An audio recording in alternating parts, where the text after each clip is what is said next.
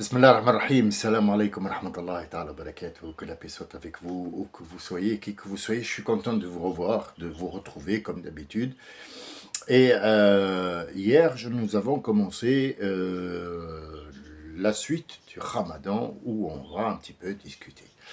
Or, mon intervention a suscité quelque part, disons, un malentendu qui n'est pas, qui est important, mais qui est quand même un malentendu. Alors, concernant la barbe, je ne sais pas si vous êtes au courant, mais quand je prends la parole, même si ce n'est pas un texte préparé, donc je discute avec ce que j'ai comme information dans la tête, j'essaie un petit peu d'attraper les fils, je pars d'un sujet à un autre, sachant que je sais d'où je suis parti et d'où je reviens, et l'intervention hier, elle était bien structurée.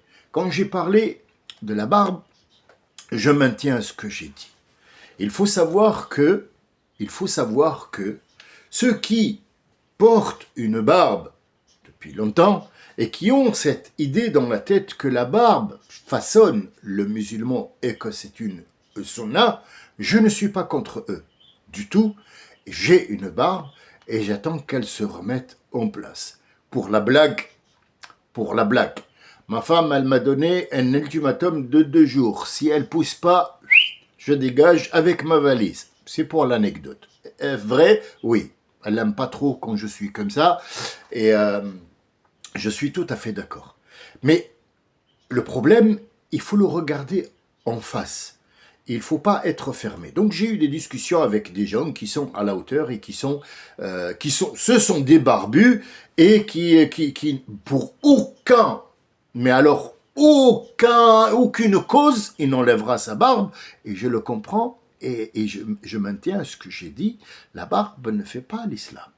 Est-ce que c'est une sunna? Il faut d'abord comprendre ce que c'est que la sunna. Qu'est-ce que c'est sanna yasunu sannan?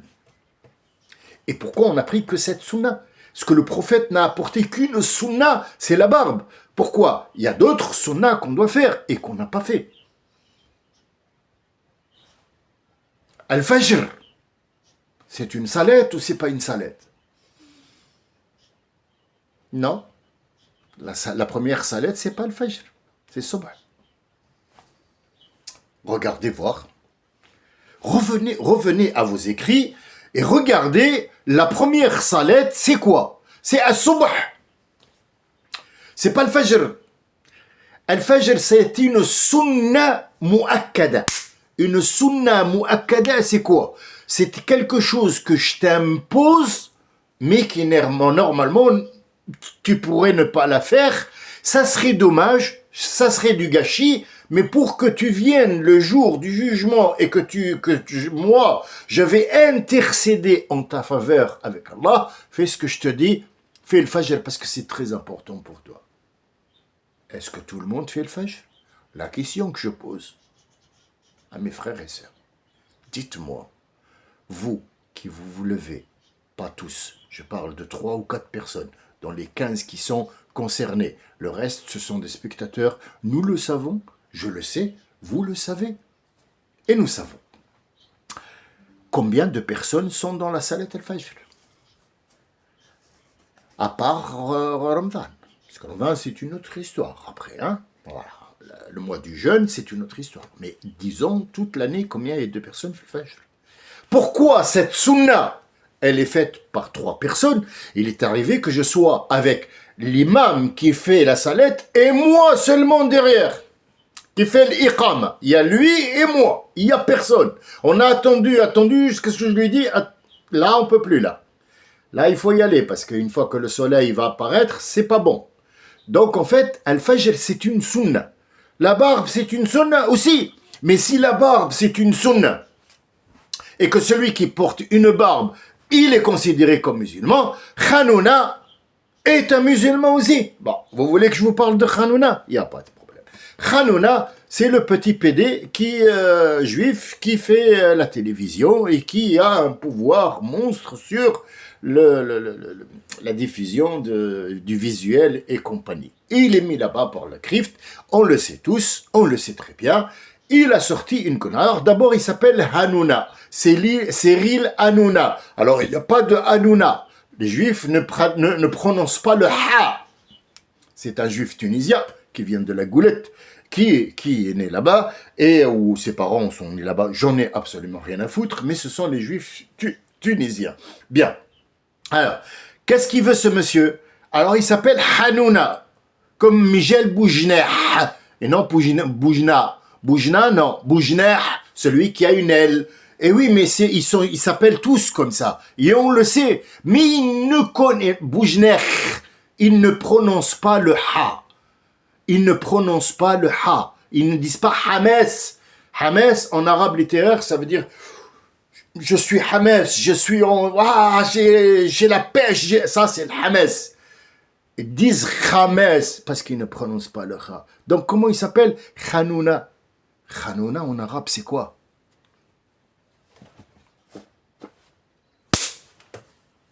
Alors, écoute bien Hanouna ce qu'il a dit. Il a dit la photo qu'a fait Aya Nakamura, elle est malienne, bien sûr, noire, et surtout de parents musulmans. Déjà, la haine, elle est là, il faut le savoir. Bien. Elle a fait un décolleté devant la Joconde et elle touche les valeurs françaises. Alors, la réponse est simple, monsieur le morveux, écoute-moi bien. Écoute-moi bien. Les valeurs françaises, c'est pas la Joconde. La Joconde, c'est une œuvre d'art qui est italienne, qui fait partie des œuvres d'art dans le patrimoine italien, que la France expose en France. Elle n'a jamais été, ou elle n'a jamais fait partie des valeurs françaises. Ça, c'est une. Déjà, tu mens. Deuxièmement, tu me dis que les valeurs chrétiennes, elle les a bafouées. Déjà, je te rappelle qu'il y a presque 7 ans en arrière, tu étais à poil sur les plateaux de télé. Deuxièmement, tu craches sur le Christ, toi et tous les Juifs. Vous crachez toujours sur la croix et Jésus-Christ. Je ne suis pas là pour défendre les chrétiens, je dis une vérité. Or, le décolleté pour toi, maintenant, fait fureur parce que les valeurs françaises ne doivent pas être un décolleté. Donc, je te rappelle les valeurs qui sont ceux des Gaulois à l'époque, avant que les Francs, qui sont allemands, ne rentrent en France. Il fallait couvrir les cheveux et gonfler la poitrine en haut. Donc, ce que tu racontes n'est pas de niveau, il n'est même pas bancal, il est renversé. Vous voyez, si on parle de barbe, là on est rentré dans un autre délire. Mais celui qui veut faire une barbe et ressembler au prophète, je ne vois aucun inconvénient, je le fais moi-même. Mais je dis des réalités. Cette barbe ne fait pas de toi un croyant. Le croyant, c'est pas parce que tu as fait sunna que tu es un croyant. Non. Ça, ce sont tes choix, et tes choix, ils sont respectés. Et moi, je respecte n'importe qui a une barbe qui est dans l'islam. Est-ce qu'il y a d'autres gens qui ont des barbes? Victor Hugo en a. Jean Jaurès en a. Tous les autres en ont. Lincoln en a. Les Indiens d'Amérique avant on en avait. Les Chinois, bon, ils n'ont pas de barbe, mais ils se gardent cette barbichette. Tous les savants d'avant en avaient. Les Juifs, tous les rabbins ont une barbe. Est-ce que cette barbe-là fait leur croyance? Non. Mais tu veux ressembler au prophète, tu ne lui ressembleras jamais. Mais tu fais en sorte d'avoir une barbe parce qu'il t'a dit laissez ça et enlevez ça. S'il parlait aux Turcs à l'époque, les Turcs sont venus, il leur a dit qui vous a dit de faire ces moustaches-là? Il leur a dit c'est notre Dieu. À l'époque, les Turcs n'étaient pas croyants. Donc il leur a dit moi, mon Dieu, il m'a dit de laisser ça et d'enlever ça parce que ça, c'est un nid à bactéries. Et la barbe, ça fait quand même une présence, comme a dit mon ami, que Dieu le garde, Youssef, qui se reconnaîtra, il a dit, j'ai plus de prestance et je me sens plus respecté avec ça. Et effectivement, un homme est toujours respecté avec cette barbe du moment qu'elle est propre, bien sûr, parce que vous savez que la mode maintenant, depuis des années, c'est une mode qui a perduré. La barbe de 4 jours est recommandée. Maintenant, les hommes politiques, se nettoient le visage parce qu'ils veulent avoir une autre apparence et être un petit peu efféminé, mais un homme doit avoir quand même une petite barbichette parce que, même scientifiquement prouvé, cette barbe évite à l'homme d'avoir vite fait des rides et évite aussi les problèmes de peau puisque l'UV, elle retient l'UV comme les cheveux sont hauts pour protéger la tête. Or, tu me dis avec un marteau, je peux tuer quelqu'un. Nous parlons pas de marteau ici, nous parlons de UV. Bien. Ce que je voulais dire, c'est que c'est un sujet vaste. Je n'ai jamais nié que la barbe faisait partie de la sunna. Pas du tout. Je n'ai pas dit que la barbe, il fallait... Non, du tout. Mais aussi, je dis aussi que ce foulard que vous mettez sur la tête, parce que tu as couvert les cheveux, et que le reste, c'est pas grave si on met un pantalon et qu'on a les formes, c'est pas grave du moment que les cheveux, et c'est une mode que vous connaissez très bien, que vous voyez tous les jours, parce que il a mis une djellaba et c'est un musulman, je suis désolé, les Chinois portent aussi des djellabas, mais ils appellent pas des djellabas, ils appellent ça des kimonos. Donc en fait, est-ce qu'il est musulman ou pas, c'est la question. Vous voyez, là on peut rentrer dans n'importe quoi. Mais je maintiens que une barbe ou pas, c'est la croix, c'est la foi qui nous intéresse et c'est en ce qu'on appelle un taqwa. Ça, c'est une. Deuxièmement, j'ai jamais menti à qui que ce soit d'entre vous parce que ce que je veux, c'est vous donner des informations et partir. Des éloges, j'en veux pas. Je suis pas là pour qu'on m'applaudisse. Je suis là pour faire une communauté. Et j'en ai fait une petite avec qui je discute dans le privé. Mais ces discussions dans le privé font en sorte que les autres vont être privés de cette discussion. Peut-être que cette discussion apporte. Et sachez que les gens avec qui je discute, ils ne sont pas toujours d'accord avec mes idées. Mais cela n'empêche que moi, j'ai donné mon point de vue et lui, il est de l'autre côté. Je vous donne un exemple, une bouteille de coca. Déjà, je vous ai mis une photo concernant un parfum qui a été fait dans les Émirats arabes. Qu'est-ce qu'ils ont vendu? Vous l'avez devant vous le dessin. Revenez, ils ont écrit le mot Allah et ils ont mis un D, ce qui fait Assad, lion. Mais quand tu enlèves le D qui est plus grand que le mot Allah, c'est visible. C'est visible et imperceptible par l'œil nu. Vous voyez que c'est une tromperie, c'est une tricherie, parce que les gens, ils ont tendance à aimer ce mot Allah. Donc on va mettre un D que ça fait Assad et vendre ce parfum. Est-ce que là, on peut parler de barbe? Parce que le monsieur qui tient ce commerce, c'est un barbu et sa barbe, elle est jusqu'au nombril. Qu'est-ce qu'on fait? Ça, c'est mon point de vue. Mais si tu me mets une bouteille de coca, bon, pas celle qui s'appelle Maca Cola, parce que là, c'est le comble. Ça, c'est le comble des combles. C'est le comble. Et derrière ça, il y a un juif de toute façon, quoi qu'il arrive. Mais tu me mets une bouteille de coca sur une table. Et on est assis tous les deux sur la même table. Et on sait très bien que c'est une bouteille où il y a une boisson qui s'appelle Coca-Cola de merde. Bien, qu'est-ce que tu vois et qu'est-ce que je vois? Et on parle de la même chose, au même endroit, au même instant, et on est ensemble. Donc pourquoi on parle de cette bouteille-là? Mais qu'est-ce que tu vois, toi? Toi, tu l'as vu écrite, par exemple, Coca-Cola. Et moi, derrière, je vois les ingrédients. On n'a pas le même point de vue. Tu peux me jurer que c'est écrit Coca-Cola, je peux te jurer que la bouteille ne contient derrière que les ingrédients qu'il y a dedans et je ne sais pas quoi, combien de sucre, combien de valeur énergétique, ainsi de suite. Donc, la chose sur laquelle on n'est pas d'accord, sachez que tous les points de vue, ils doivent être pris en compte. C'est ça une logique. La logique de l'islam, c'est que cette science dont vous êtes friand n'est pas une science exacte. Ce qui est exact, c'est que cette science vient vous donner une ouverture. Je vais vous donner un exemple. Personne de vous ne peut le nier, parce que même la science, jusqu'à aujourd'hui, ne comprend pas. Nous avons dans la nature des petits insectes qui sont brillants dans la nuit et qui sont, comme on dirait, des petites lampes qui s'allument. Jusqu'à un certain moment de ma vie, j'ai cru qu'il y avait de l'électricité dedans. On nous a fait comprendre que il frottait je sais pas quoi et ça s'allume parce que il devait des petites lanternes, on appelle ça des insectes. Bon bref, leur nom scientifique il est un peu compliqué et il y en a beaucoup de sortes. Il y a pas que eux, non. Par exemple, une perruche ondulée, c'est ce que j'ai fait moi et n'importe qui d'entre vous qui a une perruche et qui est au soleil, attention, qui est au soleil, pas dans la maison, qui est au soleil. Une perruche ondulée. Perruche ondulée qui vient d'Australie. Elle est la nuit sous une lampe, ce qu'on appelle bleue, ça veut dire UV artificielle, elle devient fluorescente. Ah bon? Oui. Même les méduses et les petits insectes que vous n'avez même pas idée de leur existence, qui sont au fond de l'océan, la nuit, enfin dans l'océan, deviennent fluorescents.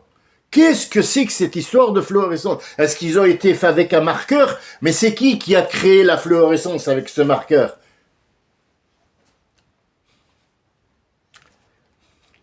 T'as besoin d'un livre de science pour ça? Comment elle s'appelle la lumière qui vient du soleil? Tu crois que le soleil, il est là juste pour t'éclairer, pour que tu puisses marcher dans la route? C'est tout. Le soleil, il est là pour te donner cet UV, c'est ultra rouge, et ce jaune qui est la chaleur. L'ultra rouge, c'est ce qu'on appelle l'énergie, et l'UV, c'est une autre chose, c'est l'électricité avec laquelle, enfin, électricité, une sorte d'électricité avec laquelle tu vas travailler, tu vas fabriquer un nouveau monde qui s'appelle le monde électronique. Mais toi, tu l'absorbes. Cette UV, tu l'absorbes, ton corps l'absorbe et il est parti dans l'urine. Ça veut dire que cette charge nucléaire qui s'appelle l'UV, on a fabriqué de cette charge UV la bombe nucléaire, ça veut dire le neutron, pas un demi-neutron, pas un neutron, mais un neutron complet qui est constitué d'autres choses et on a fait en sorte de fabriquer une bombe nucléaire à travers cette UV-là. Alors cet UV, est-ce qu'il est nocif pour l'être humain s'il dépasse les 11 à l'échelle d'un comptage pour les scientifiques? Je ne vais pas vous embêter avec ça, je pourrais vous le nommer, mais sinon vous n'allez rien comprendre du tout, mais c'est un comptage à partir d'une machine qui compte combien il y a d'UV. 11. Ah, attention, ici il faut mettre l'écran.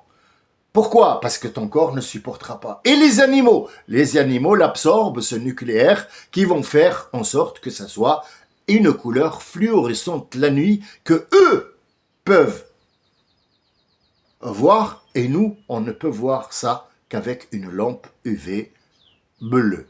Donc, cette science-là, qui vient nous éclairer sur l'UV, est-ce qu'elle nous a appris? Non, elle nous a ouvert une porte pour qu'on comprenne ça. La plupart d'entre vous ne savent même pas. Ils disent Subhanallah, il y a un truc là, Wallah, il s'allume, on dirait qu'il y a une lampe à l'intérieur. Wallah, le khloua, Subhanallah al-azim.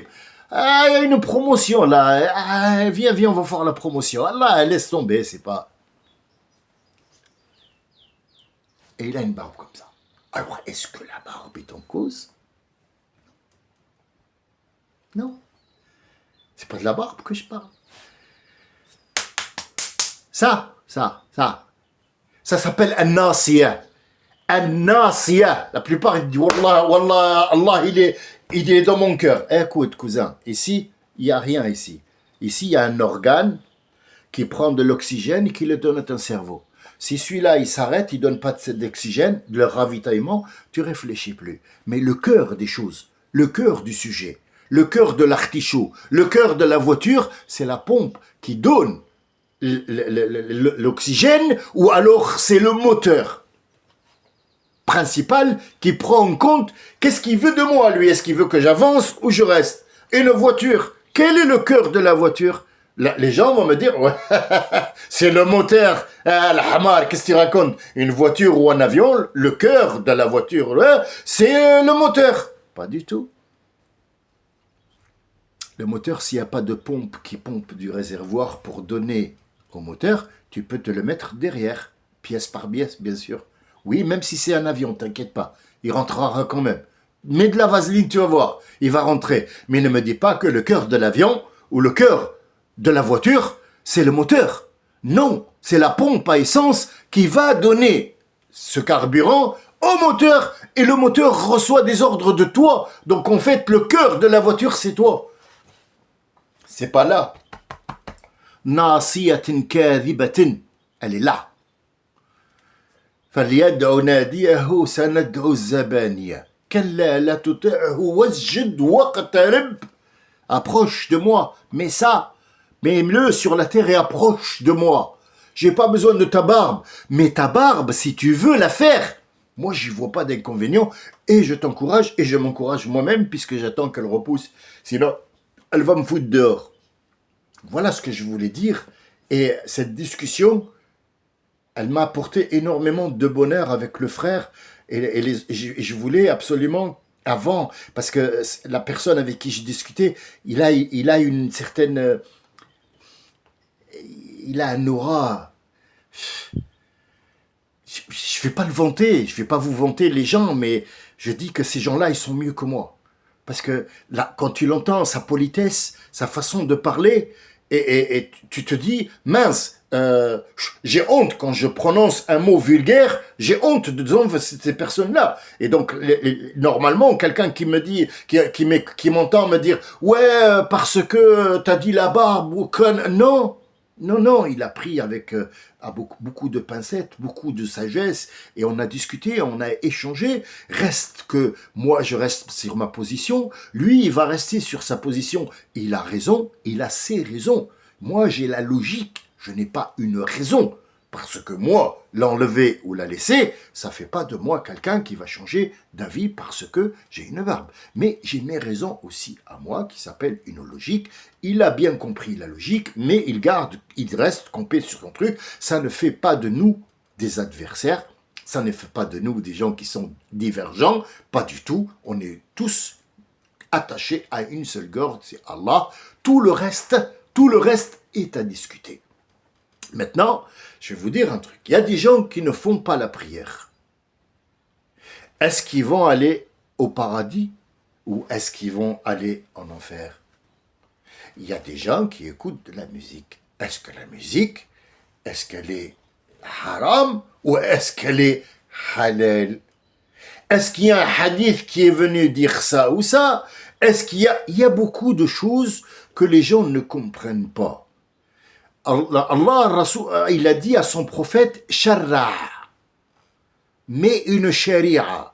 Ça veut dire que le prophète est venu ici, il a vu l'Ummah comment fonctionne, et il a dit, maintenant que Dieu a réparé le premier décret qu'il a mis, il l'a enlevé parce qu'il y en a un qui a mis une connerie sur le jeûne et qui a eu des relations avec sa femme, et il a dit, à partir de maintenant, le jeûne sera tel et tel et tel. Le prophète, il a dit, nous mangeons quand le soleil disparaît. Or, quand le soleil disparaît, c'est pas la nuit. C'est écrit jusqu'à la nuit. Il y a des crétins qui sont venus et il se fait ouais, pour ce que machin, mais ferme ta gueule. C'est le Rasoul alayhi salatu salam qui a mis cette sunna. C'est lui, ce n'est pas ceux qui sont venus après lui. C'est lui qui a mis cette sunna. Les gens, ils croient que c'est Allah qui a écrit le Coran. Les gens, ils croient que le Coran, c'est les Sahaba qui l'ont mis, qui ont dit, tiens, on va mettre cette sourate avant et on va mettre cette sourate après. Pas du tout. Ce sont des gens qui ont été utilisés seulement. Il a fait que faire ce qu'il a eu comme ordre. Fait, et il a fait. Uthman ibn Affan, le 4e calife, c'est lui qui a dit pourquoi il y a des feuilles partout, on va les mettre dans un seul sahifa, qu'on va appeler livre. Chacun de vous qui connaît ou qui a appris ou qui a machin, ou peut-être que moi je n'ai pas entendu le prophète dire une ou un verset, qui viennent me le dire ici, et ça a pris 3 ans de sa vie jusqu'à ce qu'on l'ait tué, comme on a tué Omar, comme on a tué Ali, comme on a tué Uthman, à la prière d'El-Fajr à la mosquée. Ce sont les Juifs qui ont envoyé pour le tuer parce qu'ils voulaient le pouvoir et ils voulaient effacer tout ça. Donc, qu'il y ait hadith ou qu'il y ait une sourate, il faut comprendre ce que Dieu veut de toi. Si on va dans les futilités, on va rester dans les Philippines. Et ça fait 1400 ans qu'on est en train de chercher. Et le wudu, est-ce qu'il faut frotter entre les doigts ou est-ce qu'il faut frotter par là? On reste dans l'idiotie. Ça veut dire que personne ne t'empêche de ressembler au prophète, mais sache que tu lui ressembles dans quoi? Dans le visage? Non. Non. Peut-être qu'il y a une ressemblance parce qu'il y a une barbe. Mais moi, ce que je vois, la plupart des gens qui ont une barbe, ils ont la barbe blanche, ou elle va blanchir, ou il y a du gris. Or, le prophète est mort avec 4 poils blancs. Est-ce que tu vas teinter ta barbe? Ou est-ce que tu me dis, je lui ressemble? Je te dis, non, toi, ta barbe, elle est blanche, lui, il est noir. Est-ce que tu crois que le rabbin Lévi, machin, ressemble au prophète puisqu'il a une barbe? Dis-moi. Je pose la question. Maintenant, la question qui est posée, est-ce que la musique, elle est... Ah, moi je te donne Samir Amouni, ou je te donne le musulman, ou je te donne le imam. Alors déjà, je suis pas imam, je suis pas philosophe, mais je peux être Samir Amouni. Le Samir Amouni, il te dit, moi, de temps en temps, j'écoute, je tends l'oreille et je vois un petit peu qu'est-ce que ça donne. Le rythme, je ne le suis pas. Parce que moi, quand Jacques Brel chante les autres, celui qui a un gros nez, celui qui a un melon, celui qui a un machin, c'est une chanson pour moi. Parce qu'il m'exprime un sentiment de bonheur ou de dégoût. Avec de la musique qui va avec et qui n'est pas salissante. Maintenant, tu me mets la hamar, Cheb Kaka, qui chante comme un âne, là je te dis, ça c'est haram. C'est pas la musique qui est haram, c'est lui. C'est lui le porc, c'est pas la musique. Lui, là,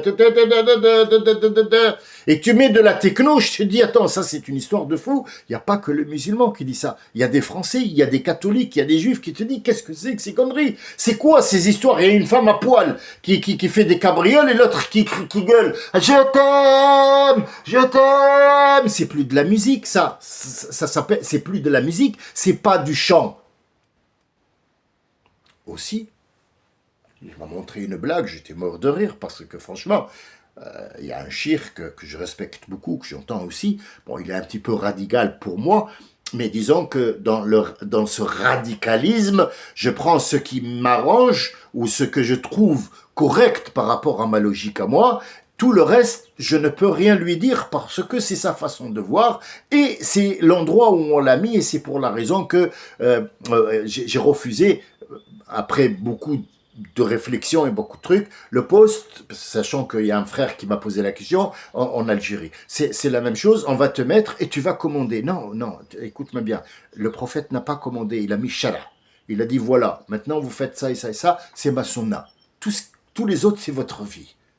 Tous les autres, c'est votre vie. Faites avec votre siècle. Il y en a un qui est venu, il lui a dit à Rasulallah, quand j'ai fait l'Uzoul Akbar, quand je me lave, parce que j'ai eu des relations avec ma femme ou un truc comme ça, est-ce que je peux me laver avec le savon? Il lui a dit, faites avec votre siècle. C'est un prophète qui parle. Il ne parle pas de lui-même. Faites avec votre siècle. Il aurait pu lui dire, quel savon? Il y a l'eau, ça suffit. Il lui a pas dit ça.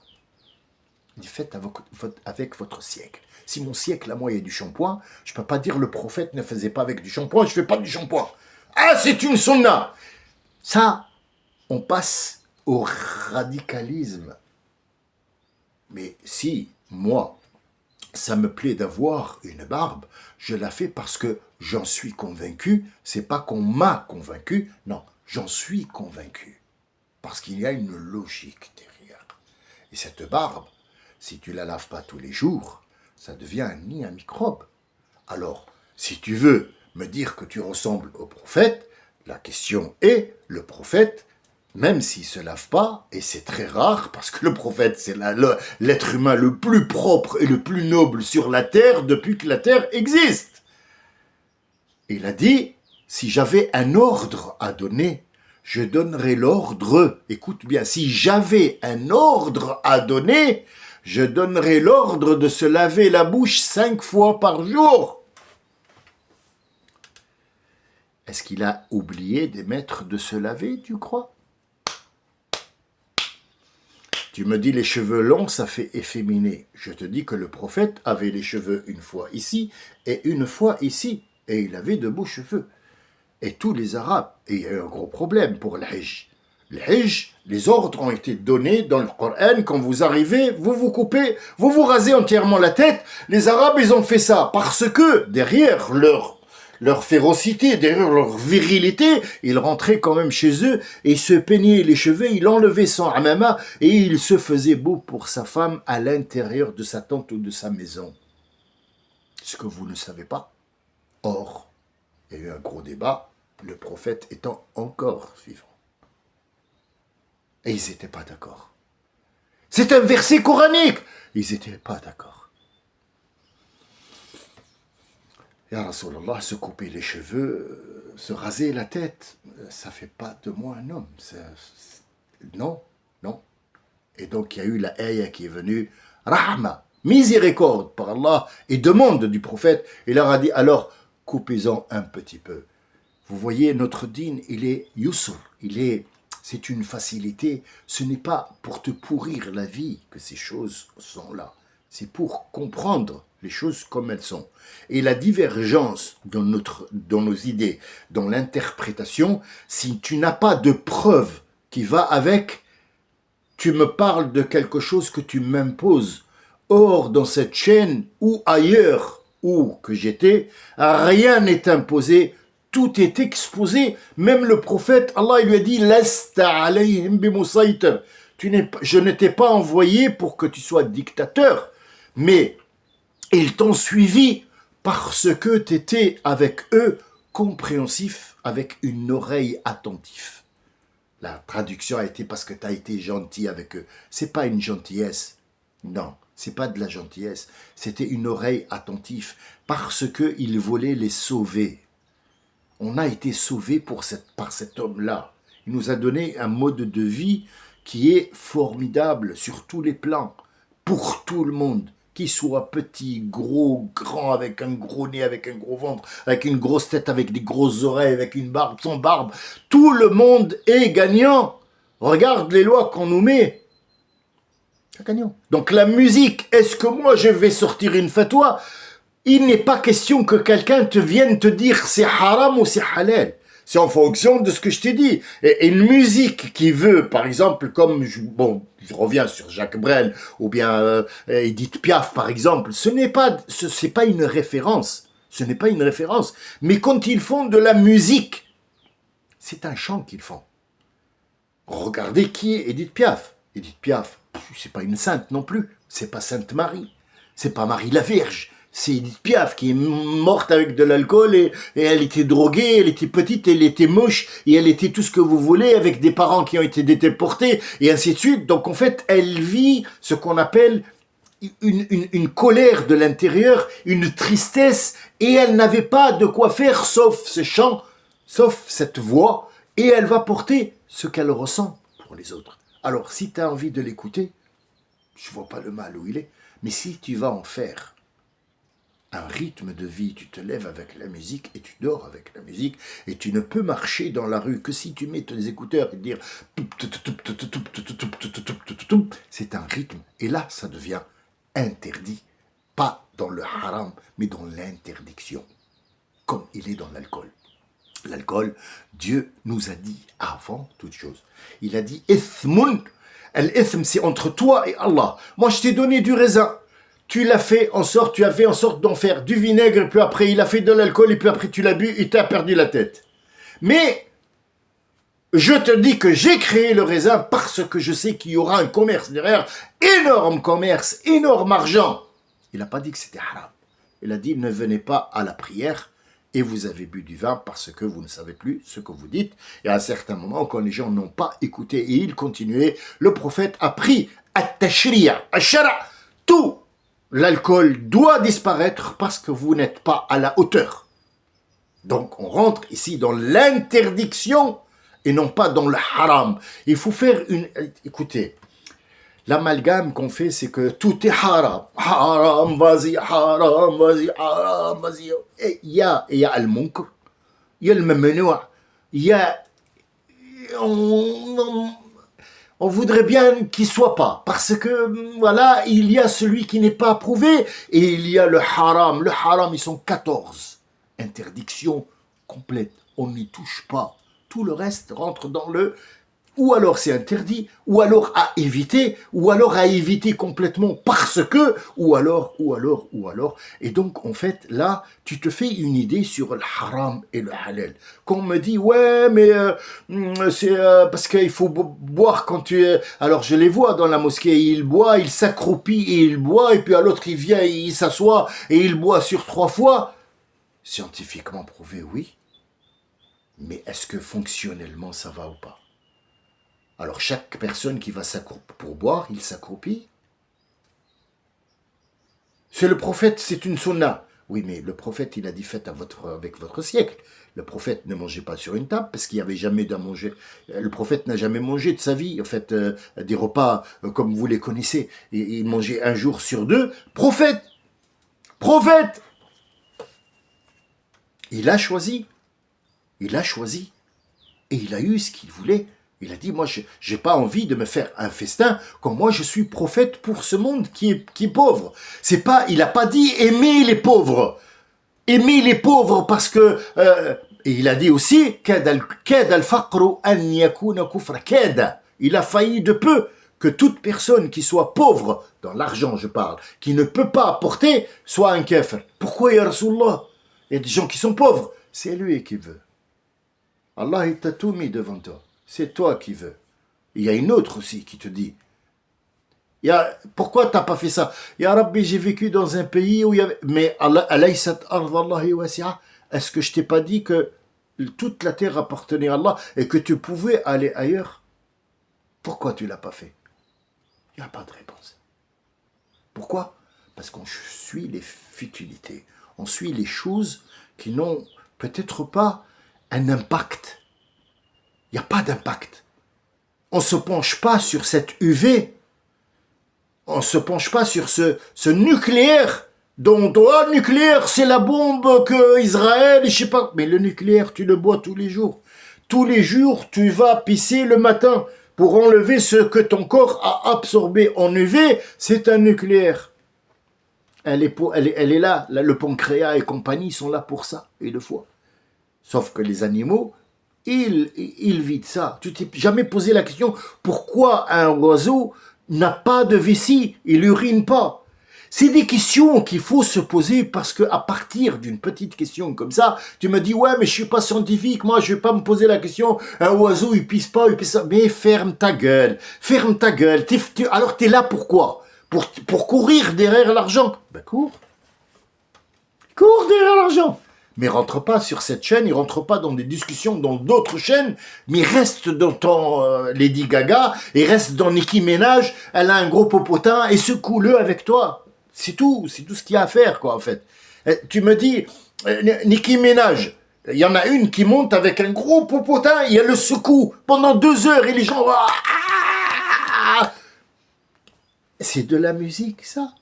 Ça moi j'appelle, ça c'est haram. Parce qu'il y a une qui montre son derrière et qui le secoue. Et les gens, ils sont contents. Et ils rentrent à la maison pour secouer. Tu vois, comme dirait Denis Maréchal, un jour, il a dit un sketch. Bon, bah, c'est con. Mais moi, ça m'a fait rire parce qu'il a dit, moi, je vois les rappeurs et j'ai voulu faire la même chose. Ils portent des doudounes quand il fait très très chaud. Alors, c'est des trucs polaires. Et le problème, c'est qu'ils sont inventés, ils s'invitent dans une soirée slip. Ça veut dire quoi, slip? Ça veut dire des soirées où ils portent des slips, les femmes. Ils sont nus. Et les hommes, ils portent une horloge comme ça. Et de l'or. Et alors, il a une liasse de billets. Et il tape sur les fesses de la dame comme ça. Il dit, ouais, moi, je suis pas content. La société, elle a des problèmes. Si tu veux pas que ton fils glisse... Et il a dit, moi j'ai voulu essayer, alors j'ai appelé ma femme, j'ai dit, attends, j'ai un billet de 5, j'ai pas autre chose, j'ai pris une doudoune, j'ai tapé avec le billet, mais ça n'a pas donné le... Lui, il a pris dans le... C'est-à-dire, c'est un comédien, c'est pas un chanteur, mais il a quand même dit, voilà, moi j'ai vu quelque chose qui était bête. Bête. J'ai rien contre les rappeurs. J'ai juste le problème, qu'est-ce que tu me racontes comme histoire? Est-ce que tu veux me faire vibrer ou est-ce que tu me racontes une histoire? C'est là qu'intervient le possible, le pas possible, le à éviter et le haram. Et c'est à toi de voir. Il n'y a pas de vraiment de fatwa. Ça, c'est haram. Ça, c'est haram. Le Rasoul, il n'a pas fait ça. Je vais vous donner quelque chose et je finis avec ça, Inch'Allah. Mais demain, on retourne pour... Franchement, cette discussion ne m'est pas désagréable. Au contraire. Mais elle nous écarte de ce qu'il faut mettre en place. Sachez que la prière salette, cette salette que nous, elle est obligatoire. C'est Allah qui nous l'a obligé pour que le jour du jugement dernier, tu trouves un compte en banque. Parce que les gens qui t'ont précédé n'ont pas fait cette prière. C'est un cadeau qu'il a fait à Mohammed. Chaque prière que tu fais, c'est les mouvements qu'a fait notre prophète dans les cinq fois qu'il est retourné. 5 fois il est retourné. C'était 50 prières et ils sont devenus 5. Donc chaque prière compte pour 10. Ce sont les gestes que notre prophète a fait devant Allah Azzawajal, devant ce hijab. Il a fait les mêmes gestes qu'on fait. Il a fait les mêmes prosternations et il a demandé à Dieu, il a dit, faites comme moi. Ça, c'est pour l'après, vous aurez des bagages. Est-ce que ceux qui n'ont pas fait de prière n'ont pas de bagages? Non, ils ont. Et tu ne peux pas dire quelqu'un rentre au paradis parce qu'il a fait la prière ou quelqu'un ne va pas rentrer au paradis parce qu'il n'a pas de barbe. Ça, c'est pas à toi de juger ça. Nous ne sommes pas juges et nous ne devons pas être jugés. C'est Allah qui juge. Et le prophète, il a dit, personne d'entre vous ne rentrera au paradis parce qu'il a fait la prière. Il a dit, Rasulallah, comment tu... Oh, c'est quoi? Même toi? Il a dit, même moi. Nous rentrons tous avec la miséricorde de Dieu. C'est avec la miséricorde de Dieu on rentre au paradis. J'espère pour vous que vous rentrez parce que seulement croire que Allah existe et croire que Allah est totalement et complètement capable de t'enlever toi et ta vie et mettre une autre vie, c'est la seule chose qui pourrait nous sauver, Inch'Allah. Tout le reste est à voir et ça se discute. J'espère que j'ai pas été long.